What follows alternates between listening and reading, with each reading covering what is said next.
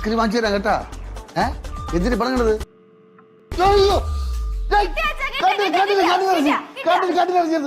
കണ്ണിലറിഞ്ഞത്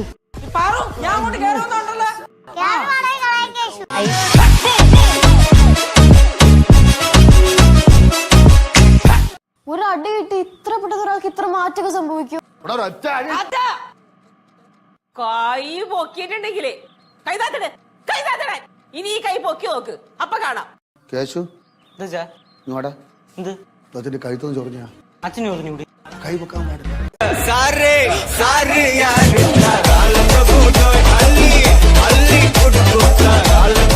അവിടെ ഒരു കാറുണ്ടല്ലോ, എന്ത് ചെയ്യണത്? അവിടെ മഴയത്ത് വേലി കൊണ്ട് കിടക്കണ്, ആർക്കും വേണ്ട, തുരുമ്പെടുത്ത് കിടക്കണ്.